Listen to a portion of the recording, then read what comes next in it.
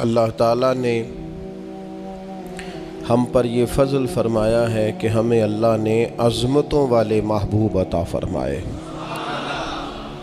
نبی پاک صلی اللہ تعالیٰ علیہ وسلم کا علم بھی بڑا عظیم ہے، حضور کے معجزات بھی بڑے عظیم ہیں، کمالات بھی بڑے عظیم ہیں، فضائل، شمائل، خصائل۔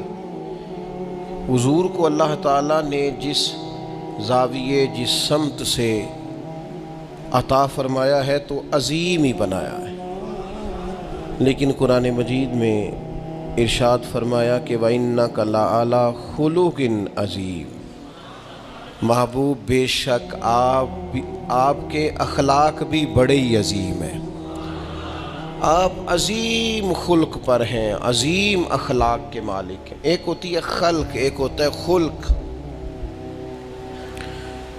خلق کہتے ہیں انسان کی ظاہری تخلیق کو، اس کی ظاہری خد و خال کو، صورت کو، اور خلق کہتے ہیں اس کے باطنی اوصاف کو، اس کی سوچ کو، اس کی نرم دلی کو، اس کے اچھے جذبات کو، اس کے خلوص کو، اس کی عاجزی کو، اس کی محبت کو، اس کے للہیت کو، اس کے باطن کے اندر جو لوگوں کے لیے اچھے جذبات ہوتے ہیں، اس کو خلق کہتے ہیں۔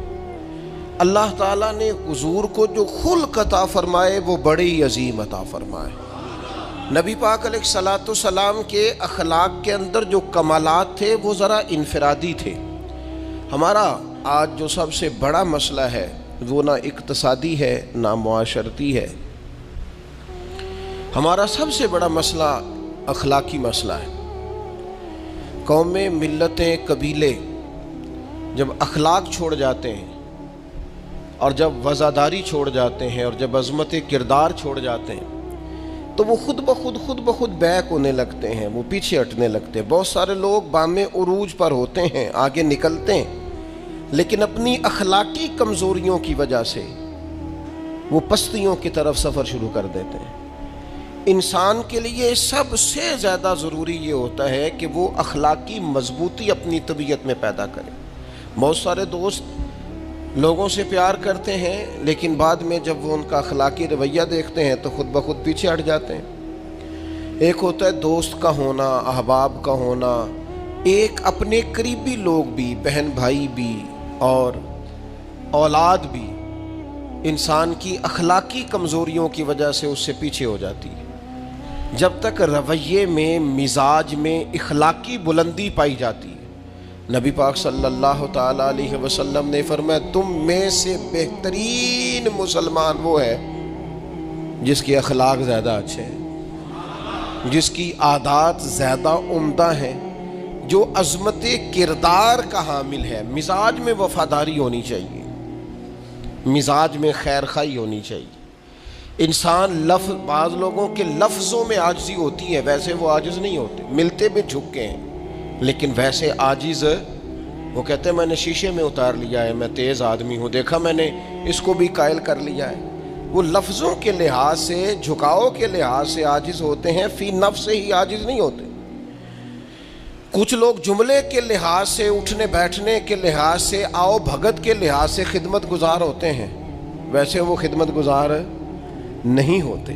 کچھ لوگ ایسے ہوتے ہیں جو اچھے جملے ترتیب دے کے کسی کو قائل تو کر لیتے ہیں، اس کو اپنی ہمدردی کا اظہار تو دلاتے ہیں، اشک شوئی تو کرتے ہیں، تسلی تشفی تو دیتے ہیں، ویسے خیر خواہ نہیں ہوتے۔ ویسے وہ بڑی اچھی دھیمی باتیں کر کے کہیں گے کہ یار کوئی مسئلہ نہیں، تو پریشان نہ ہو، تو ٹینشن نہ لے، میں تیرے ساتھ ہوں، پر نہیں نہ ساتھ ہوتے یار۔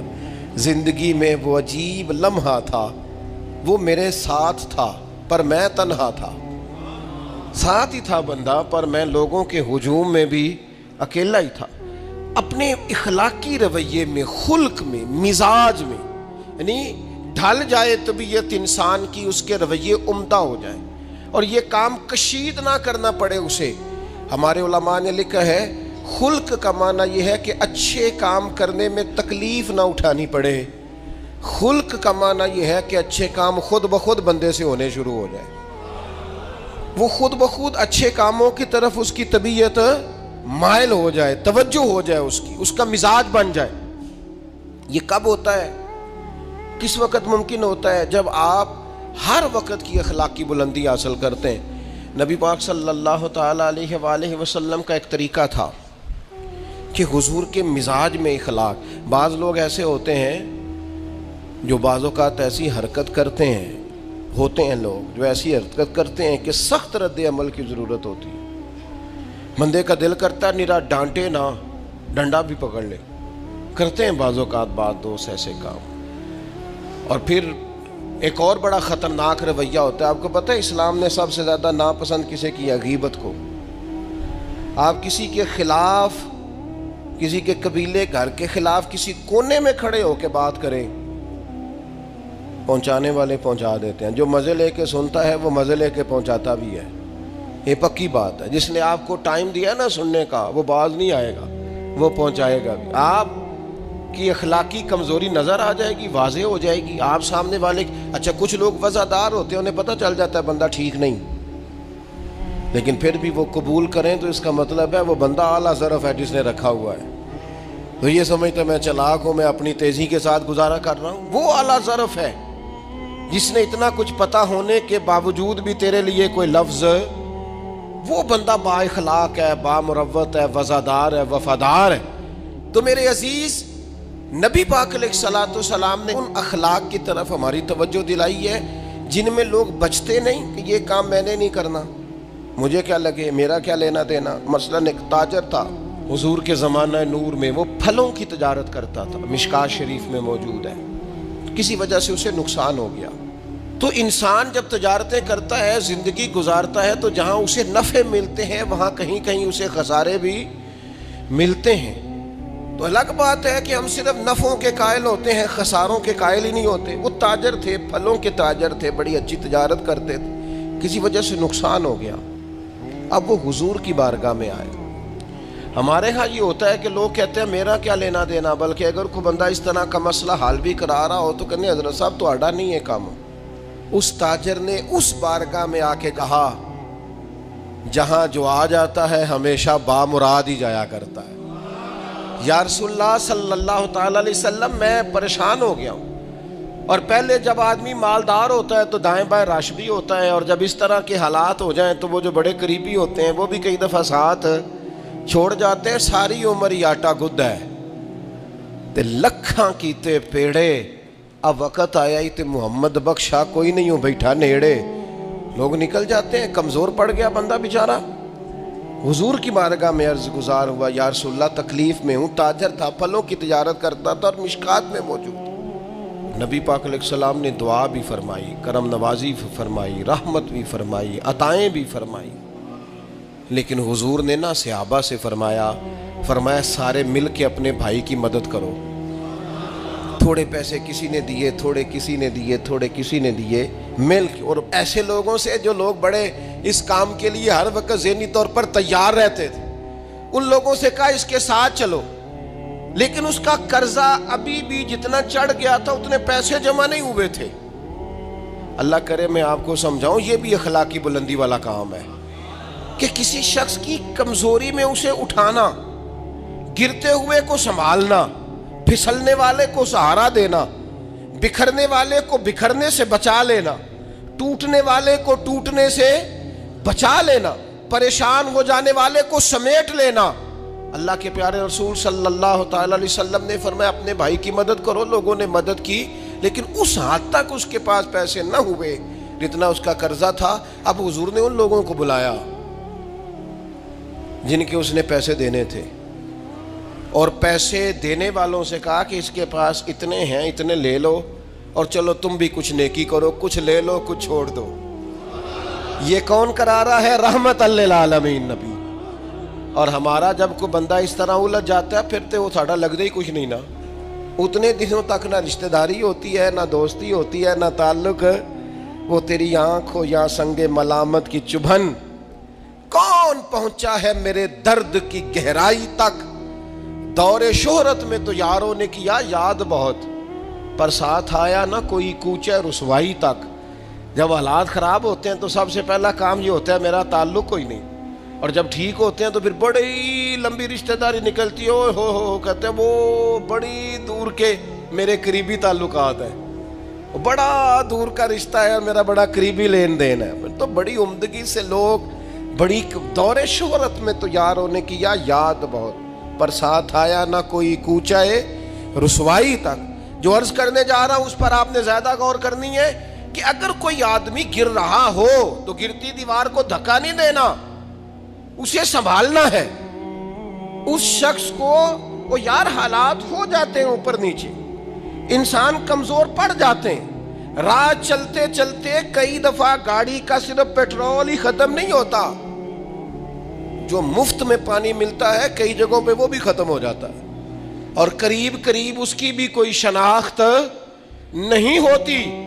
کئی دفعہ صرف اور صرف پیٹرول کا مسئلہ ہی نہیں ہوتا، وہ جو 20 روپے میں ہوا ٹائر میں بھری جاتی ہے کئی جگہوں پہ وہ بھی نہیں ملتی. تو تسلی کے لیے اخلاقی رویہ یہ ہونا چاہیے کہ اگر کوئی بندہ کہیں کمزور پڑ رہا ہے، گر رہا ہے، تو اس کی اس کمزوری پر اسے تھاما جائے، اس کی حوصلہ افزائی کی جائے، تسلی دی جائے. لیکن ہمارا یہ ماحول نہیں ہوتا. میں اکثر کہتا ہوں دوستوں سے کہ جو آدمی اپنے گھر کی تیسری منزل شروع کرتا ہے نا، تیسرا لینٹر ڈالتا ہے، اسے سارے جا کے انہیں بھائی آپ کو کم ہو جاتے دسی، بھائی انہیں کیوں دسنا ہے، مالدار آدمی ہے تیسرا لینٹر ڈال رہا ہے. لیکن وہ بیچارہ غریب آدمی جو بالے ڈال رہا ہے اور لکڑی کی چھت ڈال رہا ہے، وہ اگر کسی سے جا کے کہتا ہے نا تھوڑی امداد کرا دے میرا کام رک گیا، تو کہتے ہیں آپ نے پہلے بتانا تھا، آپ تو نہیں نا، مطلب وہ تو بڑی پرانی بات تھی، وہ تو میں نے بانٹ دیا، رمضان میں بڑا کر دیا، فلانی جگہ بڑا. یہ لہجہ درست، یہ اخلاقی رویہ نہیں. درد دل اور چیز کا نام ہے، خیر خائی اور چیز کا نام ہے. وہ کسی نے کہا تھا کہ پلا کر گرانا تو سب کو آتا ہے، مزہ تو تب ہے کہ گرتوں کو تھام لے ساکی. کوئی گر رہا ہو اس کا بازو پکڑنا، اس میں مزہ ہے، اس میں لطافت ہے، اس میں حسن ہے. اور ایک دوسرا اخلاقی رویہ جس کی بہت زیادہ ضرورت ہے، جو ہمارے زیادہ ساتھ ہوتے ہیں نا، غلطیاں بھی انہوں نے ہی کرنی ہوتی ہیں. جو آپ کے ساتھ نہیں انہیں آپ کو معاف بھی نہیں کرنا پڑتا. معاف کسے کرنا پڑتا ہے؟ معاف کسے کرنا پڑتا ہے؟ اپنے خادم کو. اگر آپ آفیسر ہیں تو اپنے ملازم کو. معاف کسے کرنا پڑتا ہے؟ اپنے بہن بھائیوں کو، رشتہ داروں کو، اہل خانہ کو. معاف کسے کرنا پڑتا ہے؟ اپنے شاگردوں کو، ارادت مندوں کو، دوست احباب کو، اپنوں کو معاف کرنا ہوتا ہے. کسی کے ساتھ آپ کا کئی دفعہ دوست آ جاتے ہیں، میں عمرے پہ جا رہا ہوں، کوئی غلطی ہوئی تو معاف کر دینا، تو میں کہتا ہوں مجھ سے آپ کیا معافی مانگیں گے، آپ ادب سے مل کے چلے جاتے ہیں. جن کے ساتھ آپ کا اٹھنا بیٹھنا ہے ان سے معافی مانگیں. جو زیادہ قریب رہیں گے غلطیاں بھی تو وہی کریں گے نا، جو روز مانتے ہیں، کسی وقت سستی بھی دکھاتے ہیں. تو معاف تو کرنا ہوتا ہے اپنوں کو.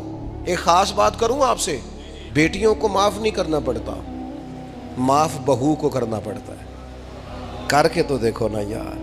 ایک معیار ہے بیٹی کے لیے، وہ بیاہ کے کسی جگہ گئی ہے، اس کی شکایت آئی ہے، تو ہمارا جواب یہ ہے کہ ابھی بچی ہے، سیکھتے سیکھتے سیکھ جائے گی. یہ جواب بنائیں بہو کے لیے. اگر وہ غلطی کرے، اس کی ساس شکایت کرے، اس کا خاوند شکایت کرے، تو یہ بہو کے لیے بولیں کہ ابھی بچی ہے، سیکھتے سیکھتے. یہ بہو کے لیے بات کریں کہ بچی ہے، سیکھتے سیکھتے. یہ بہو کے لیے ضرورت ہے اس کی. بیٹی کے لیے تو اس کی ضرورت، بیٹی غلطی کرے تو اس کے وکیل بن جاتے ہیں. ساری زندگی ساس سسر اپنی بیٹی کے وکیل رہتے ہیں اور اپنی بہو کے جج بنے رہتے ہیں. اس کے لیے فیصلے سناتے ہو، اس کی وکالت کرتے ہو. یہ بیٹی نہیں کسی کی، اس کے جج بن گئے ہو، اس کے حق میں فیصلوں کا اعلان ہے، اس کے لیے وکالتوں کا اعلان ہے. چھ معنی دار. مسلمان کا یہ اخلاقی رویہ نہیں ہوتا. نبی پاک علیہ الصلوۃ والسلام نے ہمیں سبق دیا ہے، جو قریب رہنے والے ہیں انہیں ہی تو معاف کرنا ہے، دوسرے کو تو معاف کرنا ہی نہیں پڑتا. اپنوں کو ہی تو معافی کی ضرورت ہوتی ہے، چونکہ اپنوں نے ساتھ رہنا ہے. حضرت انس بن مالک رضی اللہ تعالیٰ عنہ یہ بڑے خوش نصیب خوش بخت انسان ہیں. کہتے میری اماں خود مجھے حضور کی بارگاہ میں چھوڑ گئی تھی کہ یا رسول اللہ یہ آپ کی خدمت کرے گا. کہتے میں نے 10 سال حضور کی نوکری کی ہے، نبی پاک نے کبھی اوف بھی نہیں کہا. بلکہ بخاری مسلم میں ایک انوکھی بات موجود ہے. فرماتے ہیں مجھے ایک دن حضور نے فرمایا جا یہ کام کر کے آ. کہتے میرے دل میں یہی تھا کہ فوراً جاؤں گا. اسی طرح لفظ موجود ہے, میرے دل میں تھا جاؤں گا کر کے آؤں گا. حضور نے فرمایا کر کے آ. دل میں پکا ارادہ تھا جاؤں گا, لیکن اپنی زبان سے میں نے کہا حضور میں نے کوئی نہیں جانا. یہ کیوں بات کی؟ یہ ذرا لاڈ کے ساتھ کی, یہ ذرا ناز کے ساتھ کی, یہ ذرا نا محبت کے ساتھ کی, یہ ذرا حضور جو پیار کرتے تھے نا اس پیار کو سامنے. حضور میں نے نہیں جانا. تو کہتے ہیں حضور تھپکی دے کے, یہ غلام سے بات ہو رہی. حضور فرمانے لگے چل نہ تجھے کہا ہے نہ جا کر کے آ. کہتے میں چلا گیا, اسی ارادے سے گیا تھا جاؤں گا, لیکن رستے میں جب میں گیا تو بچے کھیل رہے تھے, میں نے بھی کھیلنا شروع کر دیا. کھیل رہا ہوں دیر ہو گئی. حضور نے بھیجا تھا کسی کام. اب جب زیادہ دیر ہوئی تو کریم گھر سے نکلے, اور جب حضور نے مجھے دور سے دیکھا اور مجھے کریم کے آنے کا پتہ چلا تو اب میں ڈرا. اب میرا انداز بڑا جدا گانا ہو گیا چونکہ حضور نے بھیجا تھا. یہ تو خادم کی بات ہے نا. اے سچی گل دسیا جی اپنا منڈا بھی کدے نہ جائے تے وہ تینوں میں کلیا سی, تو گیا کیوں نہیں؟ ناراض نہیں ہونا آپ نے, لیکن چلو بچہ ہے, کسی وقت دیر سویر بھی ہو ہی جاتی ہے, کیوں اتنی سختی کرتے ہیں؟ حضرت انس بن مالک کہتے ہیں جب حضور کو آتے دیکھا تو میں پوری طرح ڈر گیا, لیکن کریم محبوب جب میرے قریب آئے اور مجھے ڈرا ہوا دیکھا نا تو پھر رحمت للعالمین محبوب کی رحمت کا بادل چھایا. اور جب حضور مجھے دیکھ کے ہنسے نا, بس وہ ہنس گئے اور میرا کام بن گیا. بس کریم تھوڑی دیر ہوئی, ایک آیا کالیاں زلفاں والا, ایویں دو کڑیاں میرے من وچ رکیا تے کر گیا نور اجالا. بات بن گئی, بات طبیعت ٹھنڈی ہو گئی. تو حضور فرمانے لگے میں نے کہا تھا جاؤ, گئے نہیں. اب جب حضور مسکرا گئے تو بات ہی ختم ہو گئی. یا رسول اللہ صلی اللہ علیہ وسلم جانے لگا ہوں. تو حضور نے پھر شروع سے بات شروع کر دی, حضور جانے لگا ہوں. فرمایا جا دوڑ کے آ, پھر جو کہا تھا وہ کر کے آ. لیکن وہ بیچ میں جو دیر ہوئی تھی, وہ جو لیٹ ہوئی تھی, اور جو میں کہہ کے آیا تھا میں نے نہیں جانا, حضور نے اس بات پر مجھ سے کوئی سختی نہیں کی. میرے عزیز, اپنوں نے تو غلطی کرنی ہے, معاف کس کو کرنا ہے؟ اپنوں کو. لیکن ہم نے باہر ساری دنیا کو معاف کر دیا, اپنوں کو ہم معاف کرنے کو تیار نہیں. اپنوں کو معاف کرنا ہے, اپنوں سے درگزر. اور پھر آپ اگر کوئی دینی تعارف رکھتے ہیں, آپ نمازی ہیں, آپ حاجی صاحب ہیں, آپ بزرگ ہیں, آپ شیخ ہیں, تو پھر تو آپ کے اخلاق میں اور زیادہ وسعت ہونی چاہیے. جیسے جیسے بندے کی عمریں بڑھتے جائیں نا, ویسے ویسے اسے میٹھا ہونا چاہیے, کڑوا نہیں ہونا چاہیے. جیسے جیسے اس کی تسبیح بڑھتی جائے ویسے ویسے اس کا لہجہ بھی وسیع ہونا چاہیے. اس کے مزاج کے اندر دینی اگر آپ تعارف رکھتے ہیں تو پھر تو آپ کو, میں آپ سے عرض کروں, میں کئی دفعہ دوستوں سے شکوہ کرتا ہوں, میں کہتا ہوں یار ہم تو جو کہنا چاہتے ہیں وہ بھی نہیں کہہ سکتے. ہم تو سونا چاہتے ہیں, ڈھب سے سو نہیں سکتے, ڈھونڈتے پھرتے ہیں جگہ ملے کوئی آرام کرنے کو. کیوں؟ اس لیے کہ دینی تعارف رکھتے ہیں. آپ نے وہ دعویٰ ہی نہیں کرنا تھا, یہاں تے چٹی چادر لا دے نا کڑیے تے پین فقیران دی لوئی, چٹی چادر تے پھر داغ لگیندا ہی تے لوئی نو داغ نہ کوئی. جب آپ کا دعویٰ ہے کہ ہم نے کام کرنا ہے اور بڑی اوپر والی سطح پہ کرنا ہے, تو پھر آپ آرام ڈھونڈتے پھریں, پھر آپ قرار ڈھونڈتے پھریں. تو یہ تو دو باتیں ہو گئی. ایک بات کرنی پڑے گی, دینی تعارف رکھنے والے آدمی نے اگر اس نے دین سکھانا ہے اپنے بچوں کو, اپنے گھر والوں کو, تو حسن اخلاق سے سکھائے گا. وہ اگر ڈنڈا پکڑ لے ہر وقت, سختی بھی کریں جہاں ضرورت ہو, لیکن اگر اس کا لہجہ ہی ہمیشہ کے لیے تلخ ہو جائے گا تو وہ کبھی بھی دین سکھانے میں کامیاب. انسان بہت سارے دینی غلطیاں کرتے ہیں. میں بہت سارے لوگوں کو دیکھتا ہوں وہ اس طرح تنقید کر رہے ہوتے ہیں جیسے انہوں نے پہلے اسے پورا درس نظامی پڑھایا ہے, اصول پڑھائے ہیں, تو اب غلطی کر رہا ہے تو تنقید کر رہے ہیں. بھئی عام آدمی ہے, اس سے غلطی ہوگی. بڑی اہم بات بھی, بہت بڑا آدمی بنیادی بات سے بھی کسی وقت ناآشنا ہو سکتا ہے, لیکن آپ کے لہجے میں سختی ہے, آپ بات کرتے ہیں تو تلخ کرتے ہیں, آپ سے کوئی دینی کلام کیا جاتا ہے تو آپ سخت ہیں. دینی لوگوں کو چاہیے کہ وہ دین سکھائیں تو اس میں بہت زیادہ اخلاق کا خیال رکھیں. غلطیاں کریں گے لوگ. اگر آپ عالم ہیں اور آپ کے پاس کوئی دینی معلومات ہیں تو پھر آپ کو اس کی خوبصورتی کا بھی پتہ ہونا چاہیے آپ نے. حضرت معاویہ بن حکم رضی اللہ تعالیٰ عنہ کہتے ہیں میں نے حضور کی مسجد شریف میں نماز پڑھی تو ایک شخص کو نا چھینک آئی, یہ بھی بخاری مسلم میں موجود ہے, تو میں نے نماز میں کہہ دیا یرحمک اللہ.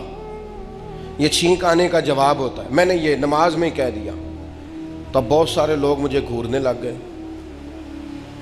کچھ نے اپنے ہاتھ بھی مارے زانوں پر کہ یہ کیا کر رہے ہو, نماز میں بول رہے ہو.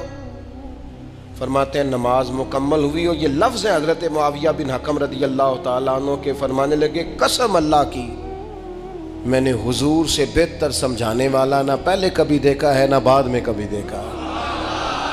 فرماتے ہیں نہ حضور نے مجھے مارا نہ ڈانٹا, بلکہ جس طرح ایک بچے کو گویا ٹریٹ کیا جاتا ہے, سمجھایا جاتا ہے. حضور فرمانے لگے اللہ کے بندے نماز میں کوئی اور بات نہیں کرنی چاہیے, صرف اللہ کی تسبیح پڑھنی چاہیے, اس کے اسماء کا ذکر کرنا چاہیے یا قرآن پاک پڑھنا چاہیے. نماز میں کوئی اور کلام کرنے کی اجازت نہیں ہے. ہمارے ہاں لوگ دینی مسئلہ سمجھاتے ہیں تو اتنا ان کے مزاج میں تلخی ہوتی ہے بعض اوقات, اللہ ماشاءاللہ. کچھ لوگوں کی طبیعت اتنی کرخت ہوتی ہے, بچہ نماز پڑھ رہا ہے اور حاجی صاحب اس کے ساتھ کھڑے نماز پڑھ رہے ہیں, لیکن وہ اس کو کھڑا کر رہے ہیں تو یوں کندھے سے ہلا کے تینوں آج تک نہیں پتا نماز ہے کہ یہ آپ دین سکھا رہے ہیں. یہ اخلاقی رویہ دین سکھانے کا, یہ لب و لہجہ دین سکھانے کا. قطعاً ایسا کوئی کام نہ کریں. میں تو یہ مدارس کے اساتذہ سے بھی کہتا رہتا ہوں, میں کہتا ہوں نبی پاک نے کبھی کسی کو نہیں مارا. آپ بچوں کو ڈانٹیں, کریں کچھ, لیکن وہ رویہ آپ اختیار نہ کریں جس کی دین اجازت نہیں دیتا. تو اخلاقیات میں ان چیزوں کا ضرور خیال کریں. ایک روایت اور عرض کر دوں آپ کو. حضرت جابر ابن عبداللہ رضی اللہ تعالیٰ عنہ فرماتے ہیں میرے والد احد میں شہید ہو گئے تھے, میرے ذمے بہنوں کا بوجھ بھی تھا اور قرضہ بھی تھا. اللہ کے محبوب علیہ السلام نے مختلف طریقوں سے مختلف انداز میں میرے اوپر کرم نوازیاں فرماتی. نوازنے کا طریقہ, آپ نہ کسی کو نوازیں بہانے سے. میں نے بعض بزرگوں کو دیکھا ہے کسی بچے کو ادارے میں خانقاہ میں کمزور دیکھتے, وہ سریلا بھی نہیں ہے, اسے کہتے چل پتر نعت سنا, وہ نعت سنا رہا ہے تو اسے نذرانہ دے رہے ہیں, چل بیٹے تلاوت سنا, چل تقریر سنا, کسی بھی طریقے سے اس کو تسلی ہو رہی. اور اس طرح کا رویہ نہ اپنایا جائے کہ وہ مانگنے والا بن جائے.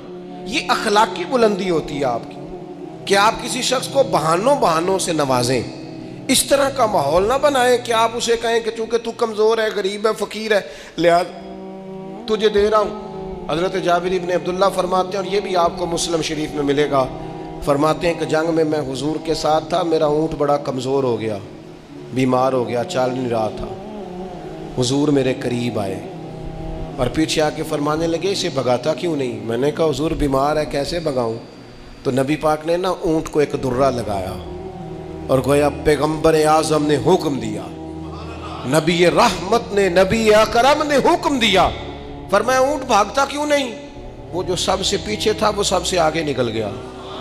واہ کیا جود و کرم ہے شہ بطحا تیرا, اور نہیں سنتا ہی نہیں مانگنے والا تیرا. سرکار نے حکم دیا, وہ اونٹ سب سے آگے نکل گیا. اب حضور گھوڑا دوڑا کے آگے آئے, فرمانے لگے جابر یہ اونٹ میرے ہاتھ بیچ نہیں دیتا. وہ بیمار تھا, حضور کے حکم سے بھاگا ہے, فرمایا بیچ نہیں دیتا. کہا نہیں یا رسول اللہ ویسے ہی رکھ لیں. فرمایا نہیں میں پیسے دوں گا. یا رسول اللہ آپ کا یہ ہے. فرمایا نہیں آپ قیمت بتائیں. حضور ٹھیک ہے اتنے کا اونٹ ہے, میں مدینہ طیبہ جا کے آپ کی خدمت میں پیش کر دوں گا. حضرت جابر ابن عبداللہ فرماتے ہیں حضور نے مجھ سے اونٹ خریدا. مدینہ طیبہ پہنچ کر نبی پاک صلی اللہ تعالی علیہ وسلم نے سیدنا بلال حبشی سے فرمایا جابر کو اونٹ کی قیمت بھی دے دو اور کچھ پیسے زیادہ بھی دے دو. فرماتے ہیں مجھے اونٹ کی قیمت بھی مل گئی, کچھ پیسے زیادہ بھی مل گئے, اور جب میں حضور کی بارگاہ میں حاضر ہوا اونٹ پیش کر کے اور قیمت لے کے جانے لگا تو حضور فرمانے لگے جابر جانا نہیں, قیمت بھی تیری ہے اونٹ بھی تیرا ہے. نبی پاک نے وہ اونٹ بھی تحفے میں مجھے واپس دے دیا. یہ اخلاقی رویے کی بلندی کہ کسی شخص کی غربت میں اسے نوازنا, لیکن اس طرح کا نوازنا اسے محسوس نہ ہو کہ مجھے امداد دی جا رہی ہے. تو اپنے इन चंद एक इखलाकी रवैयों पर ज़रूर तवज्जो करें। एक तो सबसे जिसको आप देखें कमज़ोर हो गया है, गिर रहा है, परेशान है, उसका ज़रूर ख्याल करें। लोग बड़े बड़े तेज़ दौड़ते हैं, किसी जगह फिर गिर भी जाते हैं, गिरते हुओं को संभालने की कोशिश करें। दूसरी गुजारिश ये की है मेरे अजीज़, जो हमारे करीबी लोग हैं उन्हें तो हमने माफ़ करना है, अपनों को ही तो ज़रूरत होती है कि दरगुजर करके अपने साथ रखा जाए, प्यार करके अपने करीब किया जाए। और तीसरी गुजारिश ये है कि अगर आप किसी को दीनी पैगाम देना चाहते हैं तो निहायत मोहब्बत के साथ, निहायत खुलूस के साथ दीनी मसला आप किसी को भी बताएं तो उसे छोटा बच्चा समझकर आप डील करें। शिद्दत ना इख्तियार करें दीन बताने में, वो लहजा इख्तियार ना करें जिस लहजे में महसूस हो कि आप खुद बाअखलाक नहीं है तो आप किसी को क्या समझाएंगे। और चौथी गुजारिश ये की है, जब किसी की मदद करें उसे रुसवा करके नहीं, किसी की फैली झोली देखकर खुश होकर नहीं, बल्कि आप एजाज़ भी उस शख्स को अता करें और रवैया इस तरह का इख्तियार करें जिसमें महसूस हो कि उसकी इज़्ज़त नफ्स मजरू नहीं हुई। इन चीज़ों को पेश नज़र रख के जब इखलाकी बुलंदी हम हासिल करेंगे ना, एक मैं और बात बड़ी ज़रूरी आपकी खिदमत में अर्ज़ करूँ, जो आदमी भी अपने आप को बड़ा समझता है, वो माली तौर पे बड़ा है, इल्मी तौर पर बड़ा है, ओहदे के तौर पे बड़ा है, कबीले के तौर पे बड़ा है, ख़ानदान में बड़ा है, वो किसी भी मकाम पर किसी भी अंदाज में बड़ा है, अल्लाह ने फजल किया वो बड़ा हो गया, उसे समझ आ गई है कि कुछ लोग मेरी बात सुनते हैं, मेरा फ़ैसला मानते हैं, तो वो अच्छी तरह समझ ले कि अगर वो अल्लाह के फजल से उसे कोई मौका मिल गया बड़ा होने का तो वो अपने अखलाक को बड़ा करे, फिर अपने किरदार को बड़ा करे, फिर अपने हौसले को, ज़रफ़ को और अपने जहन को बड़ा करे। इसलिए कि आप अपने किरदार की और हौसले की बुनियाद पर बड़े बनेंगे। सिर्फ ये कि 2-3 आपके नाम के साथ अलकाबात लग जाएं और चंद लोग आपको सलूट करने लग जाएं, इससे नहीं पता चलेगा कि आप बड़े हैं। किरदार व अमल से खुशबू आएगी तो पता चलेगा आप कितने बड़े हैं। अल्लाह ताला हमें समझने की तौफीक अता फरमाए।